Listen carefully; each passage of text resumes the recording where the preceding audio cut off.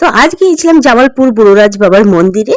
তো দেখো কি সুন্দর মূর্তিটা, শুধু একবার দেখো। তো বাঘ নিয়ে যারা গেছিল তারাই ভোলে বাবাকে দেখো সঙ্গে করে নিয়ে গেছিল। তো ওখানে দেখো রেখে দিয়েছে, কতটা সুন্দর দেখো। আর ভোলে বাবা কিন্তু সবসময় সুন্দর। তো হ্যালো এভরিওয়ান, তোমরা সবাই কেমন আছো? আশা করছি সবাই খুব খুব ভালো আছো, আমিও ভালো আছি, তোমরাও ভালো আছো অবশ্যই। তো দেখো আমি এখন রেডি হয়ে নিচ্ছি। তো এখন যাব হচ্ছে জামালপুরে, তো মেলা দেখতে। তো কালকে তো জল ঢালা ছিল, তো কালকে আর যেতে পারিনি, কারণ হচ্ছে বৃষ্টির জন্য। প্রচণ্ড বৃষ্টি হচ্ছিল আমাদের এদিকে। আর যারা জানো তো যে কি বলবো, সন্ন্যাস নিয়েছে, তারপরে বাঁকে করে জল নিয়েছে, তাদের ভীষণই কষ্ট হচ্ছে, কারণ এত বৃষ্টির মধ্যে ওরা বৃষ্টিতে ভিজে ভিজেই কিন্তু ওই জল নিয়ে কিন্তু নবদ্বীপ গঙ্গা থেকে জল নিয়ে বুড়োরাজ মন্দিরেই গিয়েছিল। তো দেখো আমরা মেলার মধ্যে ঢুকে পড়েছি। তো কি বলতো, তোমরা এখন দেখতে পাবে খুব একটা ভিড় নেই। তো কালকে প্রচণ্ড ভিড় ছিল, এখন শুধু সন্ন্যাসীরা আছে। তো কালকে আর কি ওদের সন্ন্যাসী শেষ হয়ে যাবে। তো আমরা এখন মন্দিরের মেন গেট দিয়ে মন্দিরেই ঢুকছি। তো দেখো খুব যে বেশি ভিড় তা কিন্তু নয়, ভিড় নাকি ছিল প্রচণ্ড, কালকে অগুন্তি লোক হয়েছিল।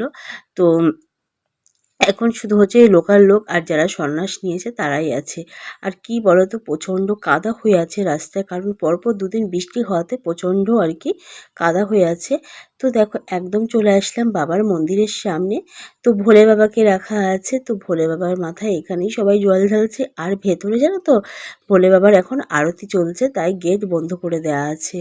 তো এই পুলিশ দিদিও কিন্তু ভোলে বাবার কিন্তু উপোস করেছে, জল দিচ্ছে।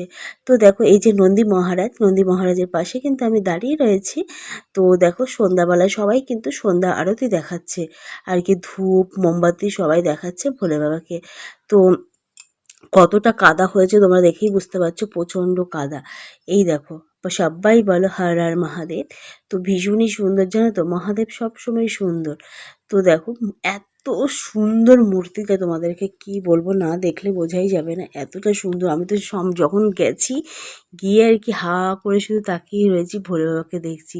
তো যে বানিয়েছে বা যিনি বানিয়েছে এতটা সুন্দর, তার পাশে দেখো আমাদের গপু সোনা, এই দেখো এত কিউট, এত সুন্দর দেখতে এই গপুকে, জানো তো এত মিষ্টি দেখতে। পাশেই হচ্ছে রাধা গোবিন্দর মন্দির। তো আর পাশাপাশি দেখো ভোলে বাবা আর গপু পাশাপাশি বসে আছে। তো আমি মাম্মা তোমাদের দাদাভাই একটু ভোলে বাবার পাশে কিন্তু ছবি তুলে নিলাম, ছবি প্লাস ভিডিও। তো মাম্মা বলছে এত সুন্দর কে বানিয়েছে মা ভোলে বাবাকে? আমি বলছি যারা ঠাকুর বানায় তারাই কিন্তু একমাত্র পারে এত সুন্দর করে বানাতে।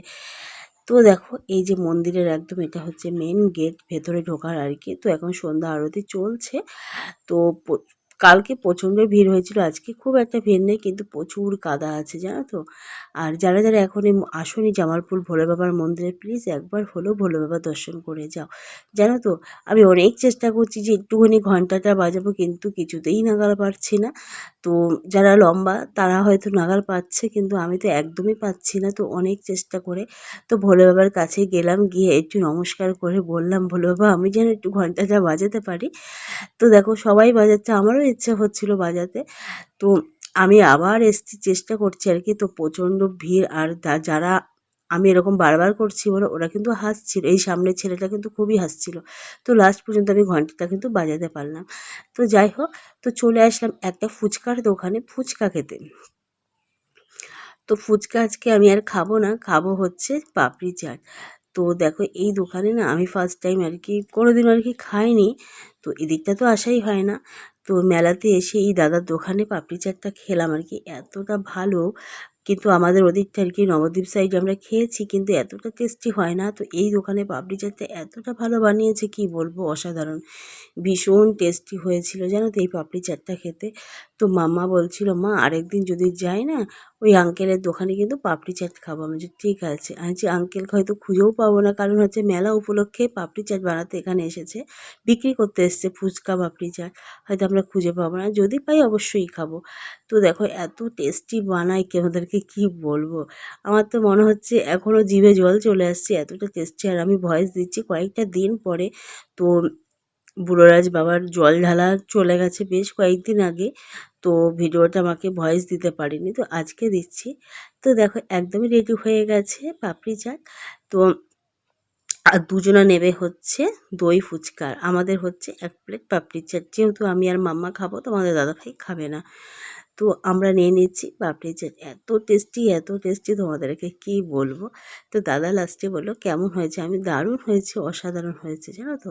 ভীষণই টেস্টি। তো মেলাতে এতটা ভালো হয় কখনো ভাবতেই পারিনি। তো যাই হোক, আমরা পাপড়ি চাট খাওয়া হয়ে গেল। তো মাম্মার এখন বায়না হচ্ছে চপ খাবে।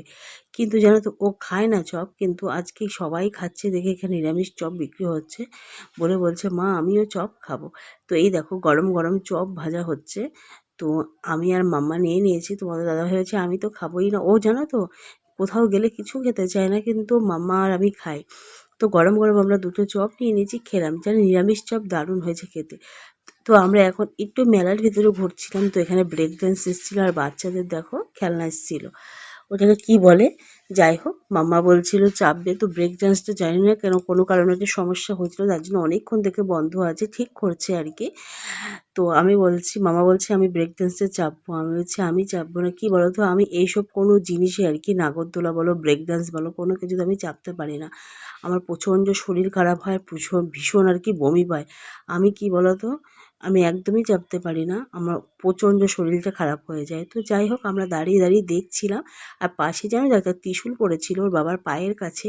তো ওর বাবাকে সাইড করে দিয়ে ত্রিশূলটা সরিয়ে দেখো একটা সাইডে রেখে দিচ্ছি। এটা আমার ভীষণই ভালো লাগলো মাম্মার, যে মাম্মা বলছে এটা একটা ভোলে বাবার ত্রিশূল, বাবা পা দিও না।